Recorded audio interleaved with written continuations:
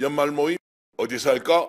대구 경성 한우 강력하게 추천합니다. 최고급 한우 모듬구이 9,900원, 갈비살 등심 11,900원, 역대급 초가성비로 즐길 수 있습니다. 10인석, 20인석, 50인석, 150인석까지 친구, 가족, 회사 모임, 우리끼리 프라이빗한 공간까지 제공됩니다. 주차 120대 053-573-8900 지금 바로 예약하세요.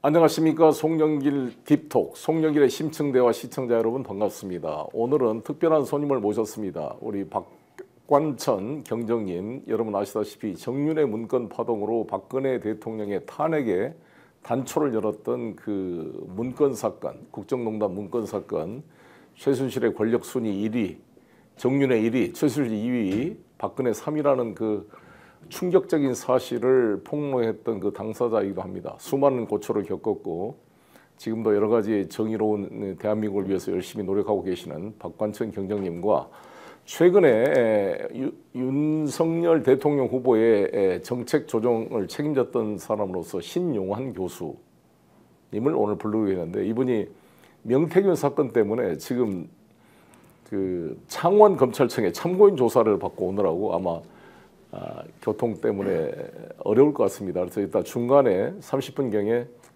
전화 연결을 해서 오늘 참고인 조사나 최근 내용을 한번 들어보도록 하겠습니다. 그러면 우리나라의 그런 정의로운 사회 실현을 위해서 고초를 겪고 지금도 열심히 활동하고 계시는 우리 박관천 경정님 반갑습니다. 네, 안녕하십니까. 시간 내서 고맙습니다. 예, 고맙습니다. 박관천 경정님이 워낙 그 정보도 많으시고 김대중 대통령 때부터 제가 93년도 4월 23일 날 처음에 청와대를 들어갔죠. YS 정부 때요. 김영삼 정부 때, 그때 김대중 정부, 그다음에 그때 이제 경호실에 있다가 사정 업무하다가 또 이제 나왔습니다. 나왔다가 그 DJ 김대중 대통령 때 한 3년 6개월 차에 다시 들어가서 다시 들어가서 또 마지막까지 있었고, 노무현 정부 때 있었고, 그다음에 이명박 정부 때는 제가 인수위 감찰을 했습니다.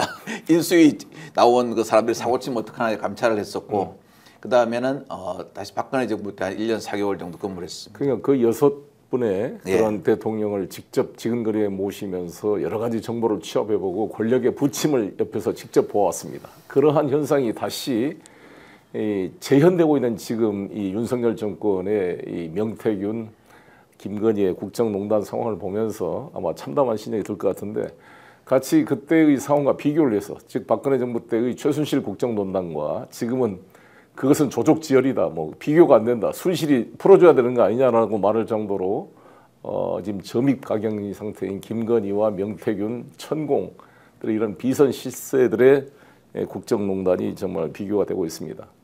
이 논의에 들어가기 앞서서 오늘 박정훈 대령의 결심 공판이 있었습니다. 제가 그 육군 법원에 다녀서 지금 공판을 보고 지금 오는 길입니다.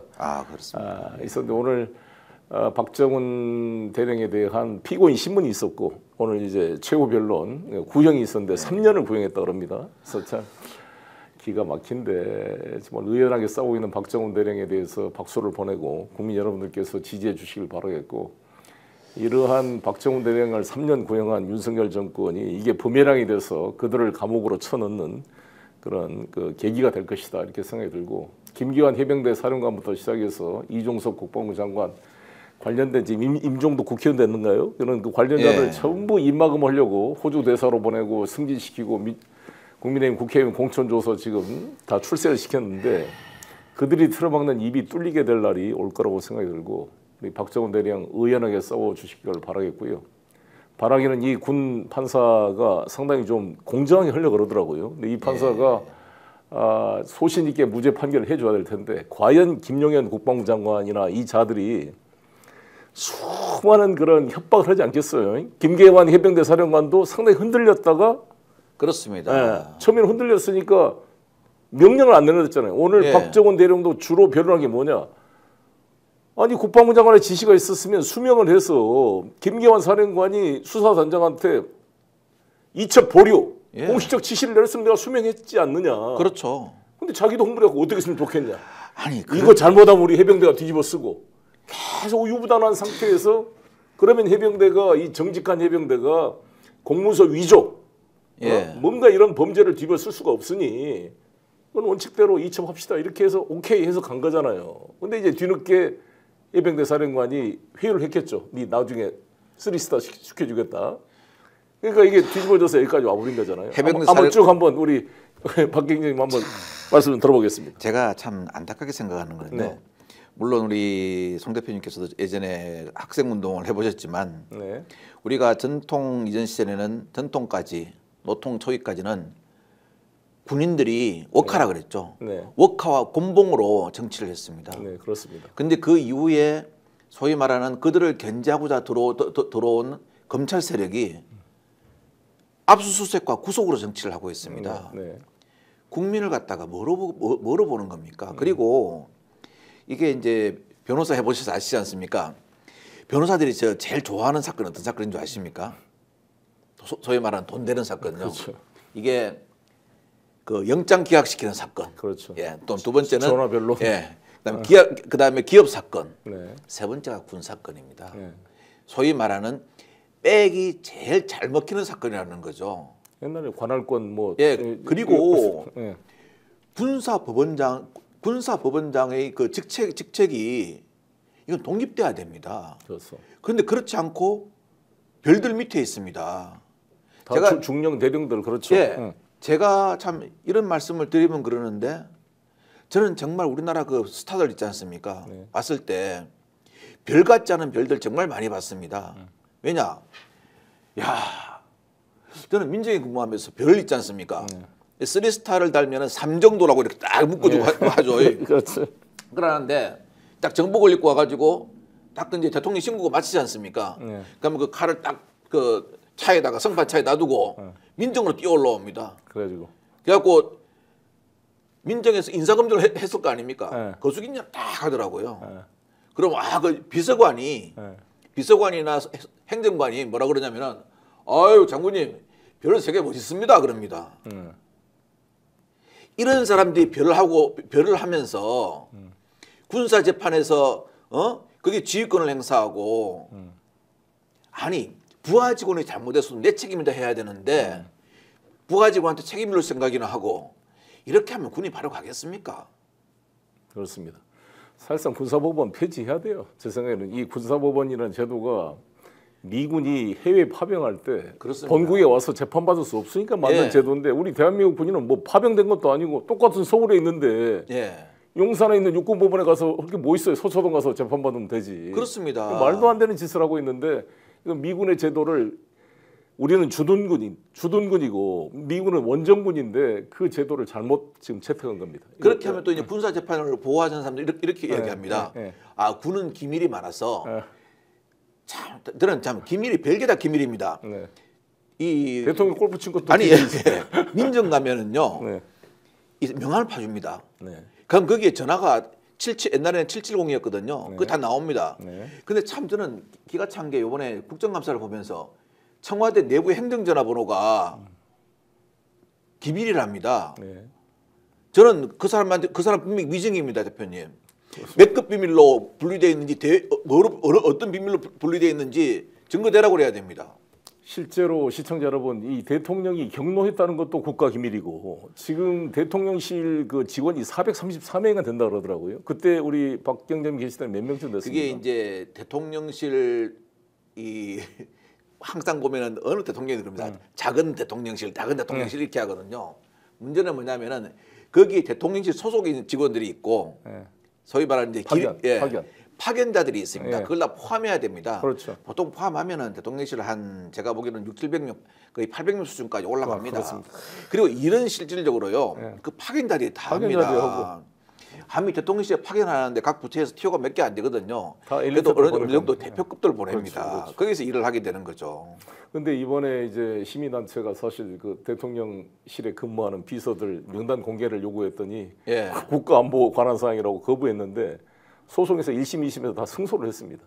실제 공개된 사람 20몇 명인가밖에 안 된다 그러더라고요. 그러니까 뭐 코바나 컨텐츠에 일한 사람, 뭐 김건희 씨 지인의 딸, 아들, 뭐 20살짜리부터 시작해서 황하영 강원도의 윤석열 검사 때 봐줬던 사람의 아들 뭐 다 이렇게 친인척들, 지인들, 아들, 딸들이 모여 있는 거잖아요. 일종의 보면 완전히 윤석열 대통령이 강조하는 이권 카르텔 집단. 그 위에는 거의 범죄, 크리미널 패밀리의 범죄 집단들이 모여 있는 거죠.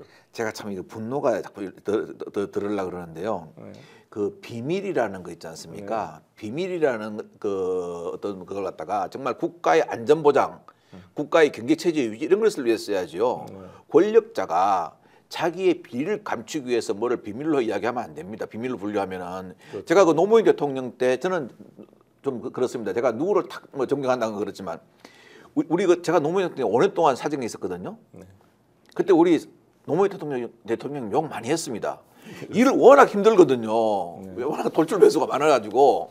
근데 그분이 정말 잘한 게 대통령 기록물 법을 만들었죠, 그죠? 네, 예. 근데 대통령 기록물법에 보면은 제1조의 대통령 기록물은 공개의 원칙입니다. 모든 걸 공개하고 이런 경우만 비공개를 예외로 하고 있습니다. 그렇죠. 그 시대에 벌써 그렇게 했는데 지금 와가지고 대통령 비서실 직원들이 비리를 감추기 위해서 네. 또는 대통령이 국민에게 비난받을 짓을 한 것을 감추기 위해서 네. 그것을 다 비밀로 분류한다고 하면은 그거는 국민을 모독하는 겁니다.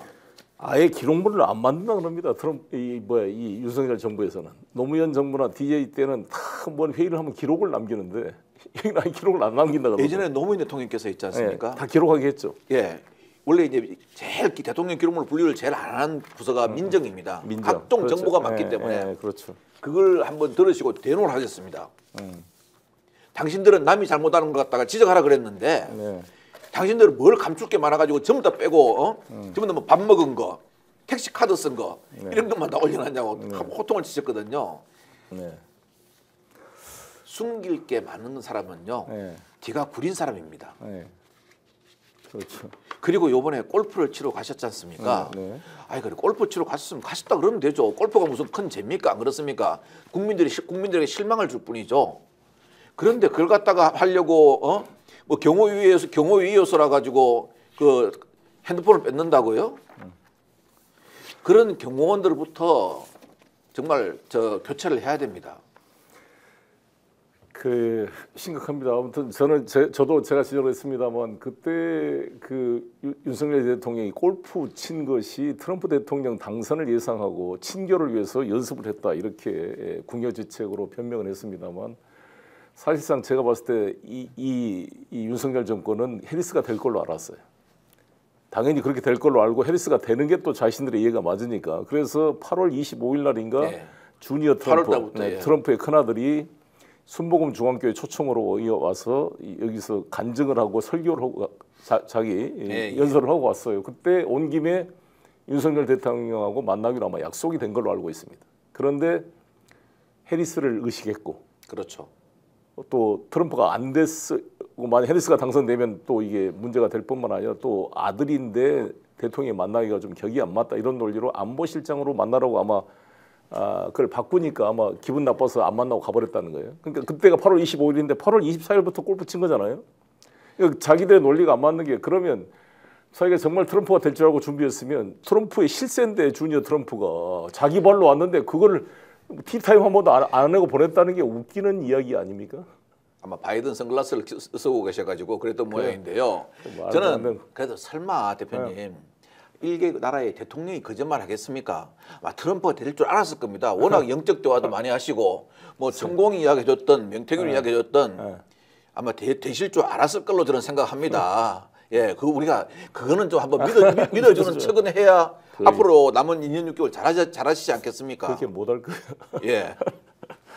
아니 그래서 지금 이제 오늘 아시다시피 최근에 지난 며칠 전이었죠. 우리 이재명 대표에 대한 예. 허위사실 유포 1심 판결이 있었습니다. 그 선거법 위반 판결인데 아니 우리 박경정님도 동서고금 우리나라 헌정사에 대통령 선거에서 0.73% 이긴 사람이 진 사람을 허위사실 유포로 고발해서 그거를 기소한 것 자체도 있을 수 없는 일이지만 그 또 기소된 거를 법원에서 뭐 벌금형도 아니고 실형의 집행유예형을 내려서 의원직 박탈은 물론이고 434억을 토해내라는 이러한 가혹한 판결이 있는 게 아마 동서고금에 있는 판결입니까? 어떻습니까? 민주주의에서 가장 중심은 우리나라 헌법에서 명시했듯이 모든 권력은 국민으로부터 나오고 네, 네. 대한민국은 민주공화국입니다.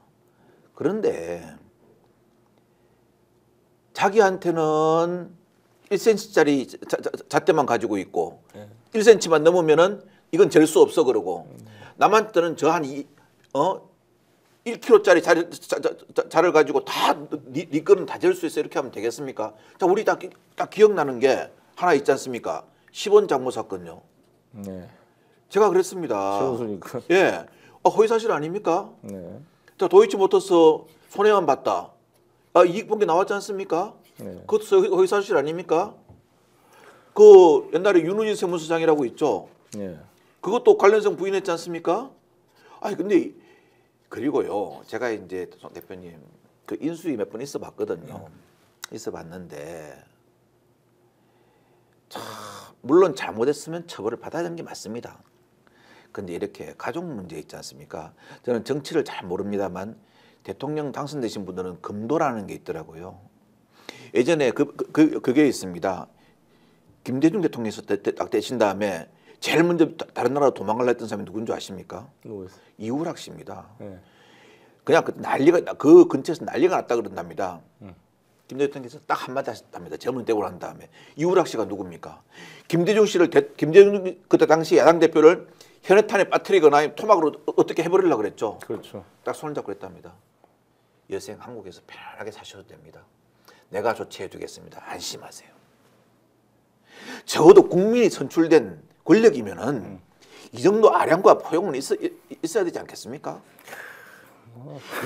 이게 지금 도대체 지금 이게 뭐 하는 짓입니까? 지금 윤석열 대통령의 거짓말 한 100가지를 좀 뽑아봤어요. 제가 100개 뽑아보니 예. 100개를 이게 부동시부터 시작해서 넘을 겁니다 아마. 뭐 굵직굵직한 100개가 것만 넘어서 그렇고요. 지금 제 보좌관 출신 김우철 보좌관이 이거를 예. 윤석열 김건희의 거짓말 시리즈 이걸 지금 책을 만들려고 지금 쓰고 있습니다. 제가 그래서 네. 혹시 저 나중에 이 시를 보여줄 건데 혹시 이 시 기억나시죠? 네, 예. 예. 이몽룡이가 썼던 예, 이 시가 이제 제가 비춰드릴게요. 금준미주 예, 천인열 그 이몽룡 씨가 변사또 그 생일잔치 가서 쓴 시입니다. 그렇죠. 제가 국민 담화를 보고 저도 이런 치런 시를 안 썼습니다. 이거 한번 보시죠. 예. 10원 장모 1년형, 예. 1원 태균 구속행, 예. 후한 건의 민분노, 무심성렬 민자절. 제가 이렇게 썼습니다. 네. 10원도 피해를 주지 않았다는 장모는 1년 징역을 살았고 1원도 받지 않았다던 명태균은 구속이 되었구나. 얼굴 두꺼운 김 여사는 국민을 분노케 하는데 부끄러움을 모르는 대통령 담화는 국민을 자절까지 시키는구나. 이제 이걸 보고 그 춘향전에서는 변사또가 부들부들 떠는데 얘는 부들부들 떨지 않고 암행어사 출두가 돼야 되는데 부들부들 떠는 게 아니고요. 아마 이 시를 보시고 난 다음에 누가 그러더라고요. 야, 압수수색 들어올 거다 그러더라고요. 왜냐하면은 압수수색을 워낙 좋아하시는 분이기 때문에 그렇게 압수수색 좋아하시면요. 이번에 국민들이 73.5%가 궁금해하는 명태균 의혹에 대해서 누구 거를 제일 궁금해합니까? 김건희. 그러면은 핸드폰 이미지 추리라도 좀 받아가지고 그렇죠. 디지털 포렌식 하면은 지금 서로가 거짓말이라고 대표님 그러지 않습니까? 맞습니다. 누가 거짓말하면 금방 나오지 않습니까? 그렇습니다. 왜 쉽게 갈 수 있는 걸 갖다가 KTX 타고 서울을 올 수 있는 길을 갖다가 우리 박경영님 검사 현재 지금 뭐 대부분 검사들은 열심히 수사한 분들이 많이 계시겠습니다만 지금 이 정치화돼 있는 윤석열 이 세력 한동훈 세력의 이 특수부 검사들, 예. 그다음에 정유미 창원지검 검사장을 비롯한 이런 검사들은 지금 수사를 하는 게 아니라 변론 준비를 하고 있는 거잖아요. 변론 준비를 하는 게 아니고 아첨을 하는 겁니다. 아첨하고 그다음에 이제 백신 수사하는 거고. 그러니까 예. 이 지금 명태균도 이따 한번 연결을 해보겠습니다만 그 김영선만 잡아놓고 거기에서 그냥 공천헌금 왔다가 그 지방의원들 2명 출마자들 1억 2천씩 2억 4천 받은 거 처리하고 공천 개입 수사 안 할 겁니다. 이거 수사하겠어요, 이걸 김건희. 도이치모터스 주가 조작 사건 수사할 때 검사가 그 경호실 교육원 그 별관이 있습니다. 그렇습니다. 저도 옛날에 거기 사무실 있었거든요. 구조를 하는데 거기서 핸드폰을 갖다가 다 뺏기고 조사했다 그랬죠. 네. 그 당시에 그리고 언론에 나와서 누가 이야기를 하는데 김건희 측 변호인, 김건희 여사 측 변호인이 이런 조사를 받았다고 이야기를 하더라고요. 네. 아니 그런데 그 변호사가 왜 필요합니까?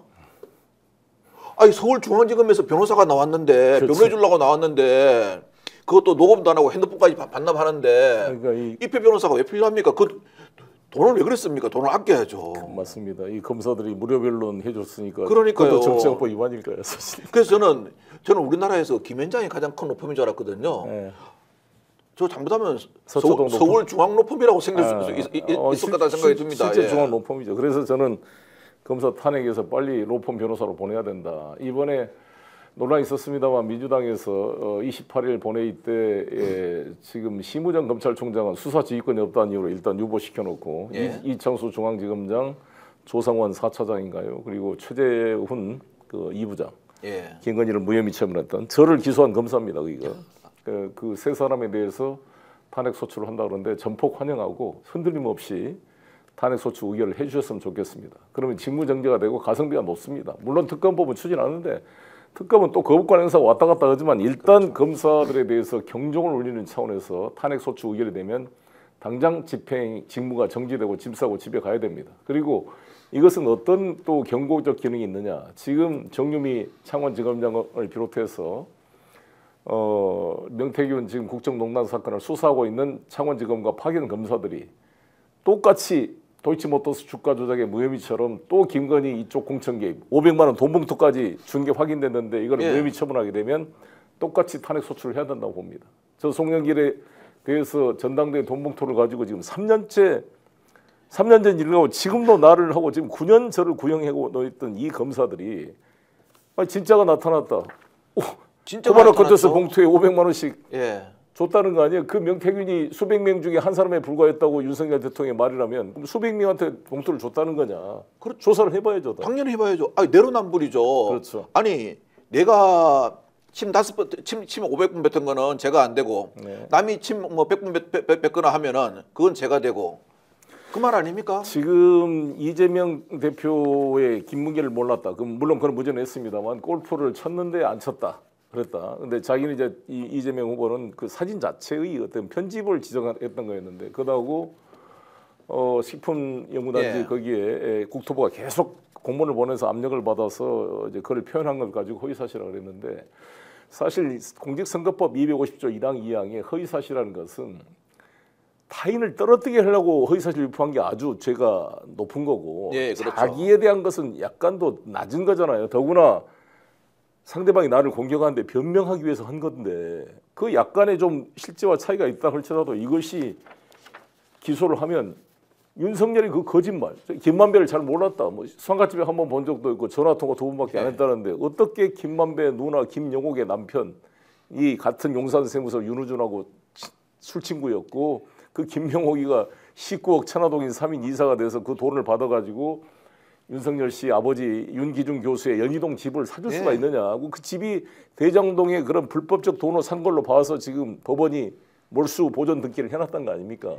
근데 이게 다 무혐의고 뭐 검찰이 왜 무혐의를 했느냐. 이거 서로 친분 관계 정도는 평가에 불과하기 때문에 사실이 아니어서 허위사실로 볼 수 없다. 이런 이중적 잣대를 가지고 한 겁니다. 저희들이 옛날에 수사할 때도요. 네, 그 공수법 선거할 때 허위사실 유포는요. 네.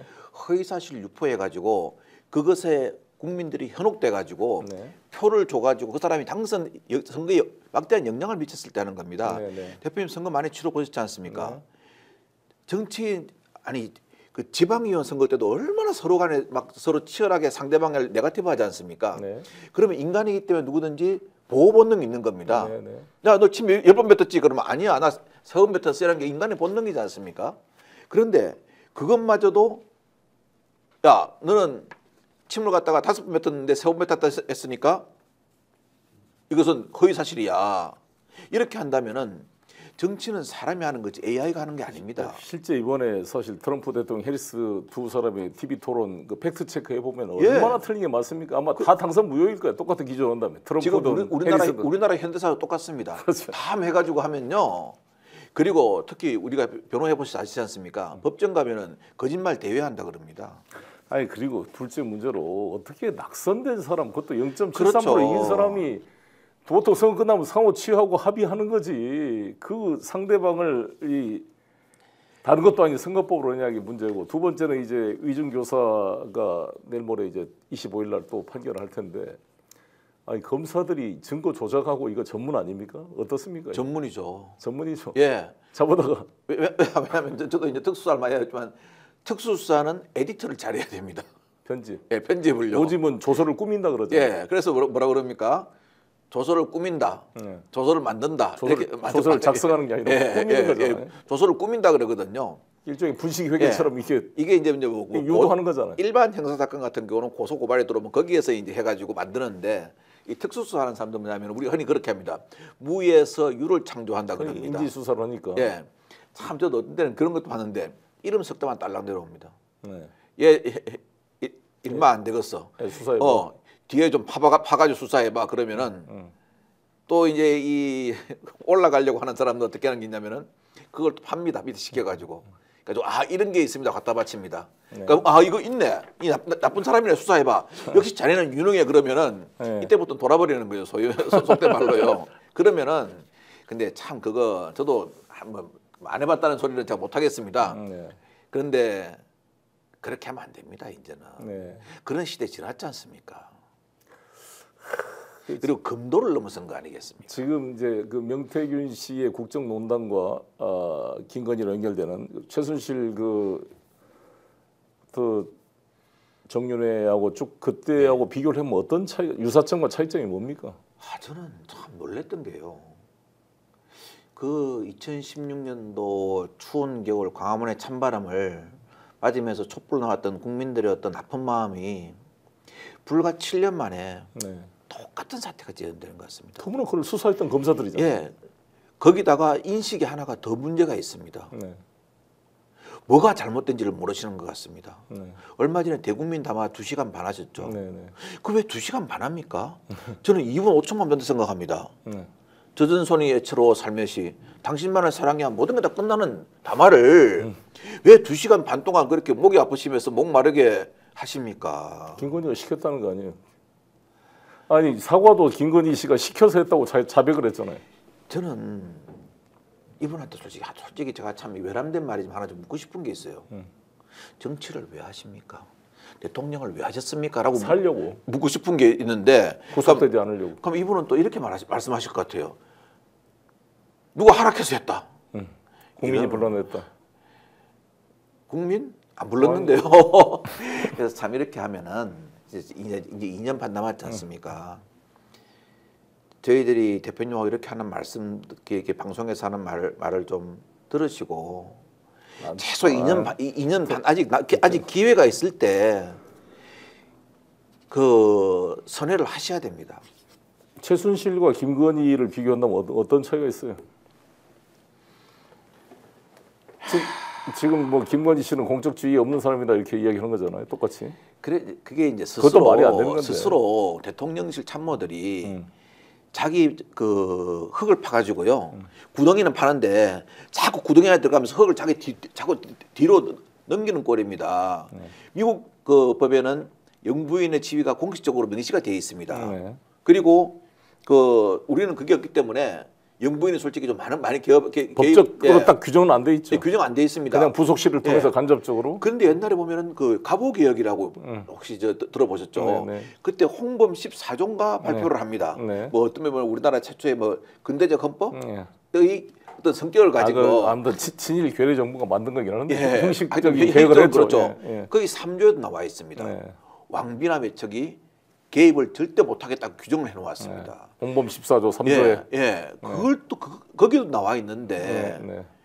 지금 저는 지금 솔직히 누가 의사결정하는지 헷갈립니다. 아니, 모든 우리 중국이나 한국의 고대 정권의 흥망사를 보면 외척의 바로 것은 왕비나 그 지인들 족속들이 권력을 장악하는 것이 외척의 바로 아닙니까? 태종이나 세종이 네.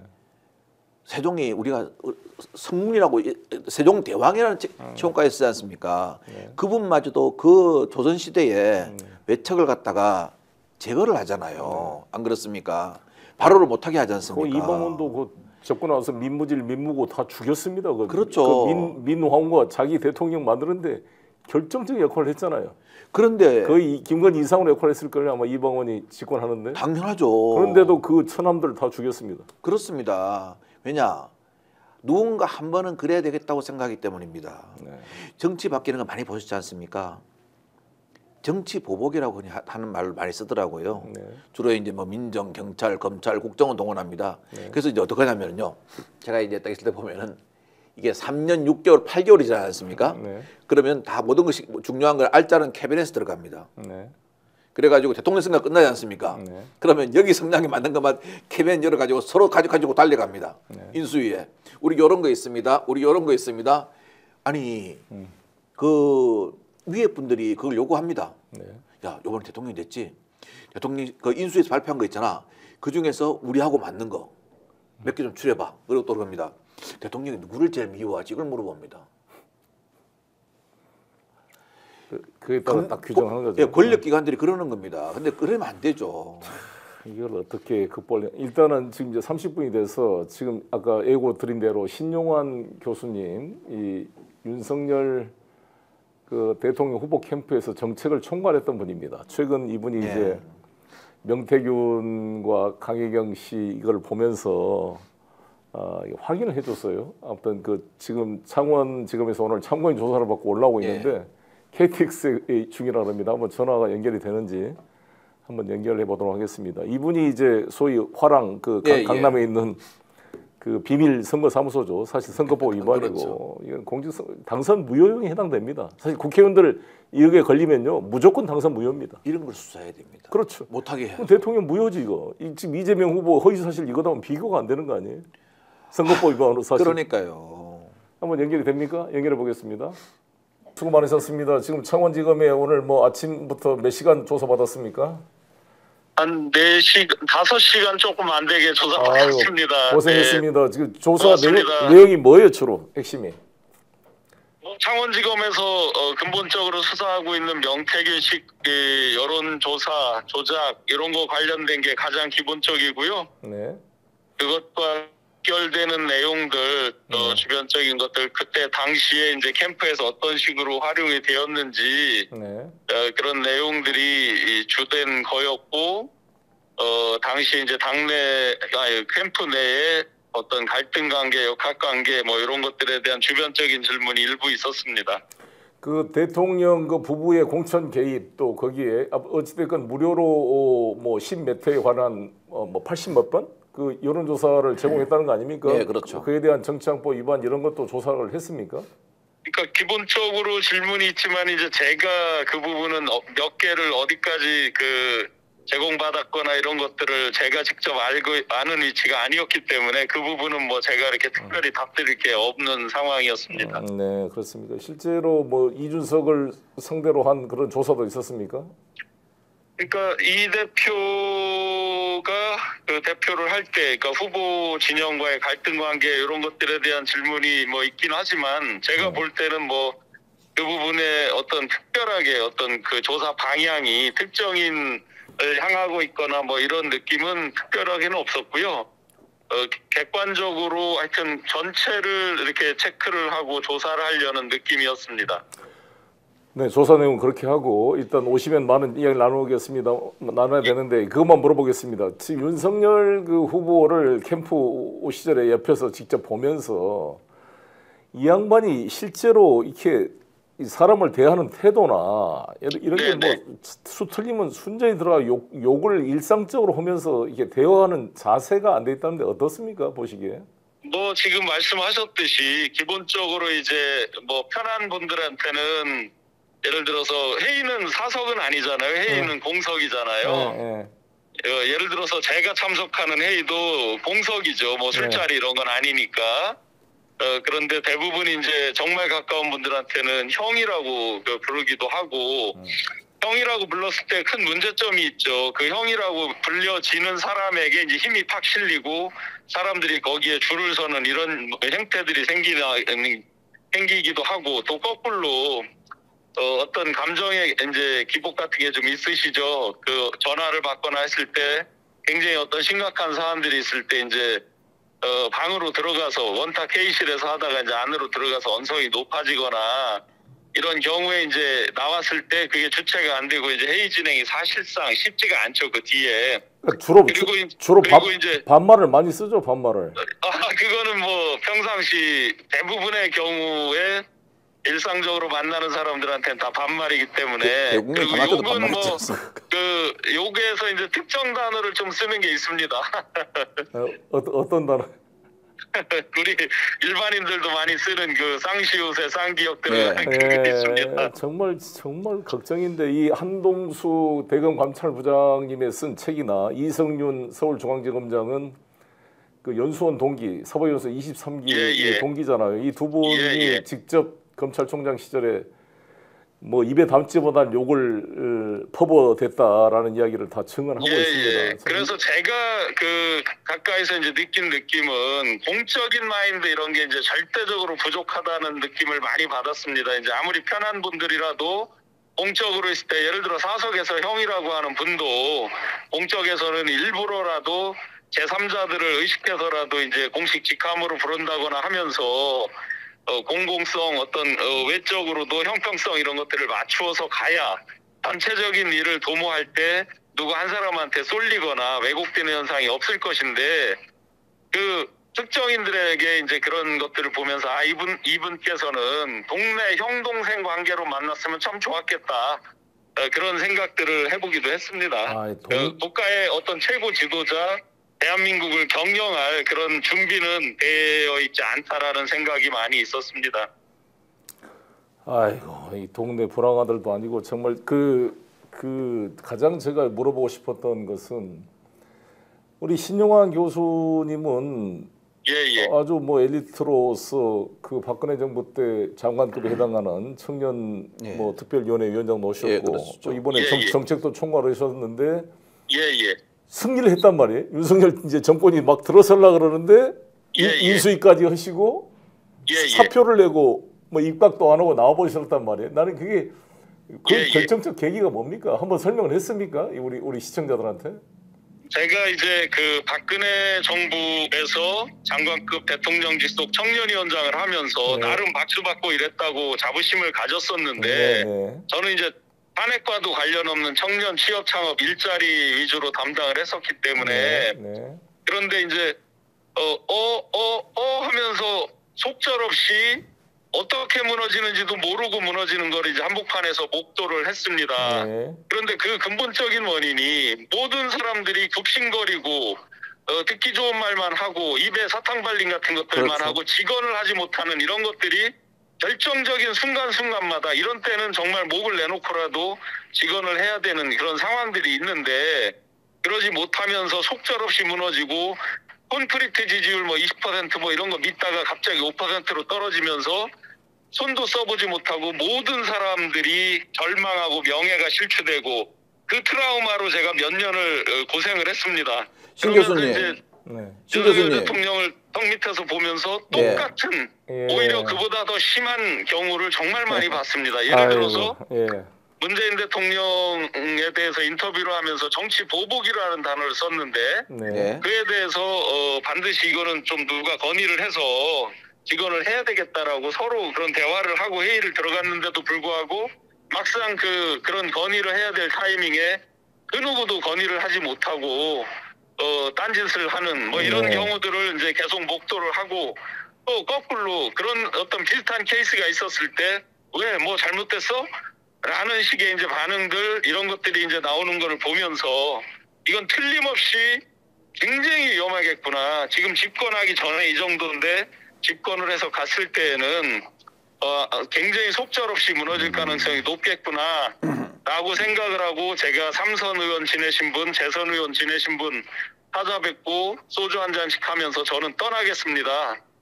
그렇다고 저의 트라우마나 제가 본 것을 일반화할 필요는 없는 거고 남들한테 강요할 수는 없어서 떠났는데 최근에 그 재선 의원 지내신 분께서 저에게 격려 전화를 주셨습니다. 네가 그때 갑자기 떠난다고 그럴 때 나도 정말 네가 이해가 안 됐다. 그 좋은 먹이 좋은 알곡이 눈앞에 있는데 열매가 눈앞에 있는데 네가 떠난다는 게 도대체가 이해가 안 됐다. 그런데 지금 와서 보니 네가 그때 우려했던 것들보다 훨씬 빠른 속도로 훨씬 큰 폭으로 나락으로 떨어지는 걸 보고 정말 우리가 다 수치스럽다. 참담하다. 이런 말씀에 격려 전화를 주셨습니다. 네, 우리 박관천 경정님이 좀 질문하겠습니다. 신 교수님 안녕하세요. 박관천입니다. 예. 그런 분위기에서 목에 칼이 돌아도 옳은 말 하시면은 제 케이스 보셨죠? 예, 잘 봤고 저처럼 그 이렇게 당시에도 뭐 같이 저희 같은 기관에 일을 해서 잘 알죠. 네. 저처럼 이렇게 되고요. 그다음에 아까 예. 그 말씀 도중에 그 좋은 고기를 놔두고 왜 그냥 나왔나 그래도 그런 누가 말씀하셨다 그러셨죠? 예. 예, 그거 안에 열어보면 독이 들어있는 고기입니다. 잘 안 드시는 게 다행이고요. 예. 제가 수사 방향 때문에 한 두세 가지만 여쭐게요. 예. 혹시 오늘 그 창원지검 특별수사팀에 조사하면서 예. 이 한국미래연구소에서 명태균 씨가 한 여론조사 있지 않습니까? 예. 그 결과를 그 당시 캠프에서 어떻게 활용하고 어떻게 보고했는가에 대해서 자세하게 조사를 하던가요? 예. 아주 저 뉴스 같은 것들을 꼼꼼하게 체크를 하셨고 보니까 굉장히 그 광범위하게 자료를 수집을 해서 굉장히 세세하게 질문을 하셨습니다. 그리고 그 여론조사 결과가 네네. 결국 그 당시에 후보였던 윤석열 대통령하고 뭐 김건희 여사라든가 이런 분한테 보고된 경로에 대해서도 조사를 하시던가요? 그런 것도 이제 기본적인 질문에 아주 세세하게 물었는데 제가 직접적으로 보고를 하거나 뭐 보거나 하지는 못해서 그 부분은 저는 객관적인 자료와 제가 경험한 것 그대로만 일단 진술을 했습니다. 예, 그러면서 나중에 혹시 이렇게 안 물어보시던가요? 직접 보신 건 아니죠? 이렇게 직접 그 여론조사 결과를 예. 당시 윤석열 후보나 이쪽에 직접 보고하는 걸 보신 건 아니고 그 직접 보고하시는 업무가 우리 신 교수님 업무는 아니죠? 이런 거 안 물어보시던가요? 뭐 그렇게는 그렇게 지금 말씀하신 식으로는 안 물어보고 아마 제 이제 업무 영역 범위를 정확히 알고 질문을 하셨기 때문에 지금 물은 것처럼 이렇게 묻지는 않은 것 같습니다. 그런 뉘앙스는 물어보시죠? 그러니까 보고 체계라든지 보고하는 어떤 체계에서 책임자 뭐 이런 그런 것들은 있어도 예를 들어 제가 그걸 못 봤죠 하는 것들은 아마 이미 저는 정책 책임자라서 아마 저한테는 그런 질문을 안 하시는 것 같습니다. 그리고 아까 제가 눈에 띄는 대목 중에 하나가 갈등이 내부에 뭐 캠프 내 여러 조직의 뭐 서로 간의 갈등이라든가 이런 문제도 질문하셨다고 그러셨죠? 네네, 당시에 이제 내부적인 문제들 그런 것들에 대해서 수사 결과 보고서 방향을 대충 잡은 것 같네요. 그거는 잘 모르겠습니다. 예, 저도 옛날에 그런 나쁜 짓거리를 많이 했습니다. 특수수사하면서요. 저는 하여튼 굉장히 세세하게 많이 스터디가 돼 있다라는 느낌이 있었습니다. 그래요. 조심해서 올라오시고 나중에 한번 다시 모시도록 하겠습니다. 오늘 죄송합니다. 제가 이게 길어져서 KTX를 놓쳐서 방송에 출연을 못해서 죄송합니다. 수고했습니다. 감사합니다. 네. 정말 제보 결단에 감사를 드리고요. 신중환 교수님이 말씀해 주셨기 때문에 그 강혜경 씨의 그런 공익 제보가 보강 증거가 되면서 확인이 됐습니다. 그리고 실제로 그 사무실 존재 강남에 있는 어떤 비등록 불법 선거사무소 존재를 비롯해서 여러 가지 문제가 밝혀지고 있는 것 같습니다. 이제 지금 또 논의해 볼 게 이번에 해도 넘어갈 정도 또 1억 정도 무슨 법인카드 이용해가지고 우리 이재명 대표를 또 추가 기소를 6번째 기소를 했잖아요. 지금 좀 저거요. 어제 제가 우리 백태웅 그 하와이대 교수 제 친구를 만났는데 예. 이번에 유엔 이 사법정의 그 특별 보고관한테 이거를 보고서를 보냈다 그러더라고요. 그분이 저 미국에서 강의하시는 분 아니신가요? 예, 하와이대 예, 교수. 예, 하와이대 교수. 예, 서울대 그때 학생회장 때 저랑 같이 하면서 이제 아, 운동권 그러셨습니까? 친구입니다. 친한 친구고 저도 하와이대 초청으로 가서 특강도 해보고 그랬는데 이번에 만났습니다만 예, 그럴 정도로 이 심각한 지금 이 차별적 기소, 그러니까 선별 기소를 넘어서 차별적 기소로 이렇게 되고 있는데 이게 심각한 것 같은데요. 저는 이제 화가 나는 게 이 검사들의 이러한 행태, 지금 뭐 이 관용차를 사적으로 썼다 해서 6천만 원까지 막 집어넣는데 지금 이 검사들 하는 거 보면 특활비 유용, 지금 윤석열 대통령 특활비가 70억 현금을 만들어서 뿌렸다는 거 아니에요? 예. 그다음에 어디가 소고기 먹고 어디가 뭐 영수증도 휘발됐다고 안 내놓고 이 검사들의 이런 특활비 유용이 너무 심하고 영수증도 안 돼서 이번에 국회에서 다 삭감시켰잖아요. 난 정말 잘했다고 보는데 이 검사들의 이러한 행태에 대해서 한번 옆에서 다 그때 사정을 해보셨으니까 한번 말씀해 주십시오. 저는 정말 물론 죄를 지었으면 벌을 받아야 됩니다. 네. 경기도민의 뭐 그걸 갖다가 썼으면은 벌을 받아야 되겠죠. 네. 근데 한번 저는 거울을 보라고 말하고 싶습니다. 58만 오죽하면은 98만 원 룸사롱 검사라는 말이 나오고 정치 떡금이라는 이야기까지 나옵니까? 있잖아요. 강남에 가면 있지 않습니까? 제일 좋은 손님이 영감님입니다. 왜냐하면 이거는 영감님이 드신 술은 술값도 안 깎고 스폰서가 냅니다. 그리고요, 이 소위 말하는 격려금이죠. 특활비라고 정식 명칭은 특활비라 그러죠. 물 쓰듯이 썼지 않습니까? 그렇죠. 그리고 영수증도 아니 우리나라 대검찰청이 무슨 범죄 집단입니까? 영수증을 일부러 지우고 뭉개고 아니 프린터 잉크도 없을 정도입니까? 다 휘발됐다 그러고. 예, 휘발됐다 그러고요. 좀 그것도 스폰서들이 또 다 있었잖아요. 그때 검사들 별도로. 있죠. 솔직히 그러니까 특활비도 부족해서. 그 중에 하나가 이번에 그러니까 윤우진 아닙니까? 그 윤대진의 형 용산생소장. 그렇죠. 여러분 시청자 여러분 아시다시피 윤대진 검사 소윤이라고 불렀습니다. 연수원 25기였고 저하고도 잘 아는 후배인데 이 윤우진과 그 형 윤대진과 그 형 윤우진을 이 윤석열 대통령이 친형처럼 삼겼고 윤우진이 항상 접대를 했죠. 그 뭐 스카이 70도 나오 스카이 70이라고 너무 노골적인가요? 스카이 70에 골프 쳤고 나오고 뭐 룸사롱 술 접대. 뭐 일식집도 뭐 캐피탈 호텔 뒤에 그 일식집도 나오고 나왔지 않습니까? 캐피탈 일식집이 그게 무슨 집이라 그랬죠 이름이? 뭐 들리는 말은 다도야라는 일식집이 있다고 그러더라고요. 그 여러 가지 나왔지 않습니까? 그리고 그 아무리 아니라 그래도 검사들이 항상 하는 말이 있습니다. 권력자나 검사들이요 자기의 비리를 듣거나 권력자가 내가 이뻐하는 내 강아지의 비리를 듣기 위해서 항상 하는 말이 있습니다. 네가 봤어? 증거 있어? 이렇게 합니다. 이래가지고 구속당하고 탄핵까지 당한 분 계시지 않습니까? 레이저 함부로 쏘시다가요. 이게 이남석 변호사 얘기만 좀 해주세요. 그 특수부 출신 그 윤석열 후배 지난번 시청자 여러분 기억나시겠습니다만 2019년도에 윤석열 검찰총장 인사청문회 때 뉴스타파가 윤우진의 변호사로 이남석을 소개해 준 이거 녹취록을 그때 한상진 기자가 녹취해 가지고 그때 김진택 국회의원이 변호사 소개시켜 준 적이 있느냐 윤우진한테 물어보니까 없습니다 했다가 바로 뉴스타파 한상진 기자의 녹취록을 틀어주니까 완전히 얼굴이 색이 변했던 일이 있었습니다. 완전히 거짓말한 거죠. 그것 때문에 김진태 지사가 공천 못 받을 뻔하다가 중성 면세했다는 거죠. 명태균 씨가 동원된 거 아니? 그래, 동원다는 말도 있잖아요. 그런 말이 있죠. 그래서 김건 여사가 그때 당시에 나온 게 그랬죠. 뭐 당시에 이제 다 특수부 라인들인데 이남석도 특수부 검사 출신이죠. 후배죠. 특수부 검사 중에서도 그 라인이죠. 그 라인. 대윤 소윤 라인이라고 분류되는 그런 분류되었던 그런 분이십니다. 그것도 또 뭐 증거 있냐? 뭐 어디 분류됐던 게 검찰청에 조직돼 나왔냐? 이렇게 물어보신다면 할 말은 없고요. 그런데 이제 소문에는 그분이 주로 이제 뇌물을 관장하셨다. 돈 관리 거기 과비를 관리하고 그런 걸 관장. 먹여 살리는 살림하는 사람 검사. 살림을 좀 살았다는 그런 말도 이제 있고 해가지고 아주 결국 그분이 나오셔가지고 뭐 변호사 하시면서 뭐 모자라지 않게 자기 변호사 생활을 충분히 하신 걸로 저는 알고 있습니다. 그러니까 그 내부의 문제를 이남석이 뒤집어 쓰고 사표 내고 나가라. 그럼 네가 이제 변호사하면 우리가 밀어줄게. 이런 묵기가 됐다는 거죠. 그게 원래 정관예우 방식이지 않습니까? 네. 이 특히 그렇게 다 소위 윤석열 대통령이 그렇게 강조하는 이 범죄 이권 카르텔이 그때부터 만들어진 거잖아요. 이렇게. 저는요 2013년도에 제가 민정에 근무할 때 윤석열 당시에 부장검사죠.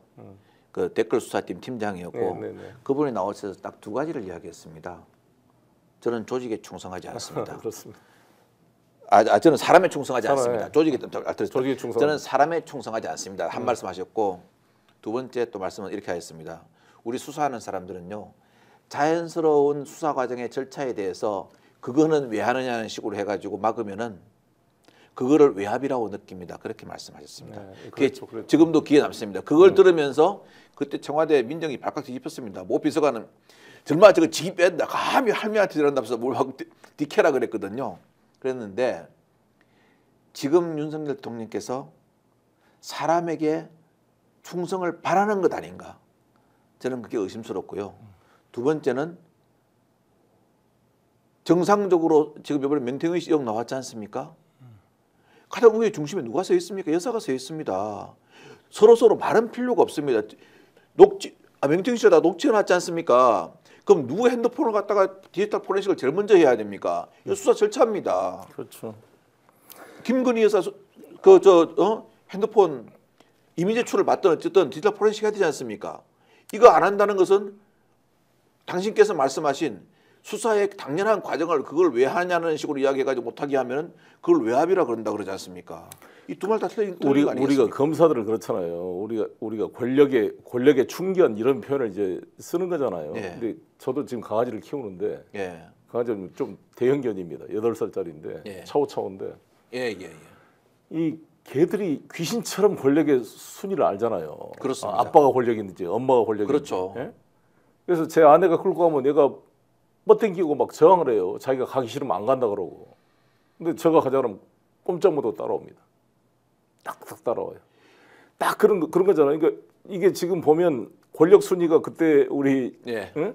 유명한 권력설의 1위가 정윤회, 2위가 최순실, 3위 1위가 최순실, 2위가 정윤회, 예, 3위가 박근혜. 그런 말씀인데 대통령이라고 지금 그 기준으로 보면 1위가 김건희 아닙니까? 어떻습니까? 명태균, 김건희, 윤석열 순위가 어떻게 됩니까? 제가 말 안 해도 국민들 다 알고 있지 않을까요? 또 한번 경험자로서 정리를 보면 왜 그러냐면 그때 저도 방송을 보니까 우리 박원천 경장님께서 의전을 사진 한 카트 그때 우병우가 조사받을 때 조선일보 기자가 밤새서 찍었다는 거 아니에요? 검찰청 청문회 이렇게 검사들이 조아리고 있는 모습을 보면서 오한이 나서 그랬다 그러는데 그게 오한한 사람 보십니까? 피의자 앞에 조아리는 검사를 보면서 이게 권력의 충견이구나. 저는 그 말을 듣고 그 말을 하는 그 사진을 보는 순간 딱 광고 하나 생각났습니다. 뭐야? 니들이 개맛을 알아? 개맛을 알아. 니들이 권력을 알아? 그렇죠. 딱 둘이서 손 다 잡고 우리는 권력 맛을 모르는데 좀 나눠주십시오 하는 것 같습니다. 어떻게 조사를 정리해 드릴까요? 물어보는 거 아니에요? 피의자한테 물어보고. 뭐 불편하신 거 없습니까? 불편한 거 없습니까? 그런 거잖아요. 김건희 여사한테 갈 때는 아예 그냥 핸드폰 맡겨놓고 거의 황제 조사를 한 건데 지금 우리가 매번 우리가 의전 장면을 보면 해외 순방 때 감출 수 없는 센터 본능. 김건희 여사가 자기가 대통령처럼 먼저 나오고 먼저 악수 올려고 그러지 계속 나서고 윤석열 대통령은 앞으로 갈지 뒤로 갈지 왼쪽에 있을지는 몰라서 시킨 대로 끌고 가고 저리 가봐라 하면 가고 앉으라면 앉고 거의 뭐 대통령이 무슨 강아지 훈련하듯이 막 이렇게 하는 느낌이 되면 참담함을 느끼지 않습니까? 어떻습니까? 윤석열 대통령 서울대 나오셨죠? 그런 걸로 알고 있어요. 김건희 여사는 서울대를 안 나오셨죠? 학력을 위조했죠. 이상하게. 그러면 솔직히 누가 영어를 더 잘하겠습니까? 윤석열 대통령이 더 잘 알아들으시겠죠? 이거 상식이지 않습니까? 못 알아듣는 거 같아요. 그런데 나가라고 이러시고요. 이것까지도 그래도 그 부인이니까 참 진짜 젖은 손이 애처로 그렇게 했다고 칩시다. 두 번째, 아니 대통령이 이제 전용기를 딱 탑니다. 그러면 예전에 보면 몸이 약간 불편하신 여사님들도 계셨거든요. 이러면 대통령 보고 이야기합니다. 그러면 보폭을 좀 맞추시고 이렇게 맞추고 그까지 다 해줍니다. 그리고 트랩에 올라오셨으면 옆에 영부인님 올라오신 거 보시고 들어오셔서 가볍게 좌우로 손을 한두 번 흔들어 주시고 들어가시면 됩니다. 대통령님 들어가시고 나면 영부인님은 따라 들어가시면 됩니다. 이러거든요. 따라 들어가실 때 이부독실에서 그것도 해줍니다. 손도 이렇게 앞으로 하시고 따라 들어가시면 됩니다. 왜냐하면은 순방을 따라가는 거지 대통령 순방을 데리고 가는 게 아닙니다. 근데 그렇죠. 요번에 어딘가 아시아 어디 캄보디아 나갈 때 대통령을 등을 밀고 들어가는 사진이 딱 찍혀 있더라고요. 제가 그걸 보고 한탄을 했습니다. 한도권이 아닙니다. 아니 무슨 순찰차에 경찰이 피의자 태우는 겁니까? 아니 다른 말 필요 없이 이 명태균의 녹취록을 보면은 윤석열은 뭐 대통령이라는 말도 안 하고 윤석열 지가 뭐 이러잖아요. 이거 여사라 그러고 김건희는 이게 완전히 뭐 권력 서열이 명태균의 녹취록에서도 확인되는 거 아닙니까? 그거 대통령께서 모욕죄로 고소 안 하셨습니까? 글쎄요. 아니 법률을 하시는 분이 그걸 모욕죄로 고소하셔야죠. 아니 근데 이번 장님무사가 뭡니까 대통령 이번 보고 기자회견 때 김건희 여사가 사과 기자회견 헤라에서 했다고 자기가 자백하면서 또 자기가 자고 있을 때 핸드폰으로 답글을 다 보냈다는데 아니 그거 저는 참 대표님 저는 정말 참담한 게요. 그걸 보고 놀랐습니다. 아니 대통령은 방금 그렇게 말씀하셨습니다. 내가 어떻게 우리 부인 핸드폰을 보냐? 그거 볼 수 없다 그랬습니다. 대통령이 주무시는데 영부인은 대통령 핸드폰 가지고 답글을 쓴다고 그럽니다. 그러면 권력서 1위가 누굽니까? 그렇죠. 핸드폰을 볼 수 있는 사람이 권력자죠. 아이고, 그러니까 이게 정말 그래서 누가 그러냐 1+1이냐 한 명 찍었더니 한 명 더 주냐? 이건 1+1이 아닙니다. 대통령 서열이 바뀐 거죠. 일종의 쿠데타인가 이게. 1+1이 아니고요. 공기청정기 사면은 그 필터 하나 더 주지 않습니까? 누가 공기청정기고 누가 필터인지 모르겠습니다. 우리 박관천 경님이 워낙 재밌는 이 비하인드 스토리가 많아서 금방 시간이 나갔습니다. 마무리를 해야 될 것 같은데 정말 이게 진나라가 그 진시 황제가 막강한 제국을 만들었지만 그 환관 조고의 전횡을 막지 못해서 그렇죠. 그 정말 제대로 된 큰아들 부소를 죽이고 어리석은 호해를 세워서 승상 이사도 죽이고 몽염 장군도 죽이고 완전히 나라를 그냥 한 순식간에 망가뜨리고 다 죽었잖아요. 지록 위마라 그래서 정말 이 바이든 날리면처럼 사슴을 보고 말이라고 그러고 그 말이 아니란 놈은 또 때려 죽이고 탄압하고 이번 박정훈 대령 오늘 3년 구형한 것처럼 기가 막힌 지록 위마의 세상이 2000년이 지난 이 대한민국에서 다시 재현되고 있는데 정말 조고의 최후로 가지 않을까 생각합니다. 한번 마무리 말씀 한번 해주십시오.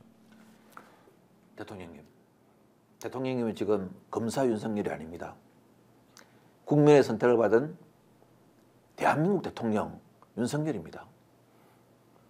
책상 위에 뭐라고 했습니까? The buck stop here 했습니다. 이걸 치우시든지 아니면 이대로 하시든지 제발 아직도 안 늦었으니까요. 좀 한 번쯤 정신 좀 차려주시기를 간절히 부탁드립니다.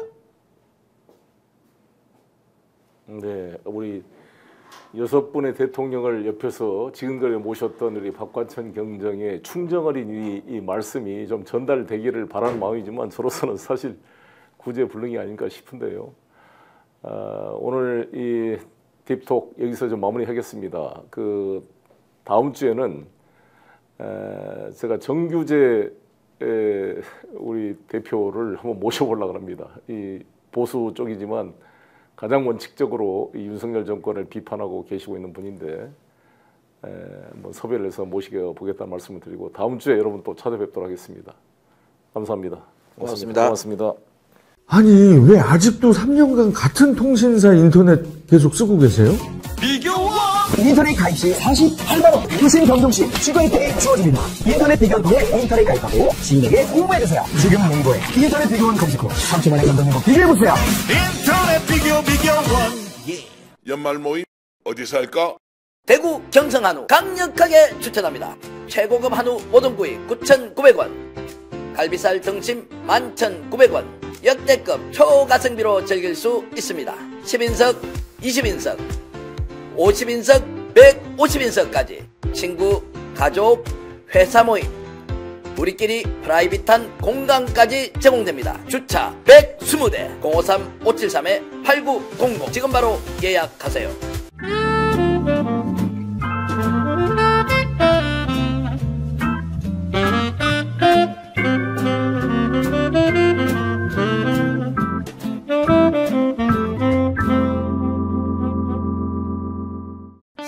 말하는 언론입니다. 대세는 유튜브, 그중에서 스픽스. 좋아요, 댓글, 구독, 알림 설정. 여러분이 저희를 사랑해 주시고 우리가 여러분을 사랑하는 4가지 방법입니다.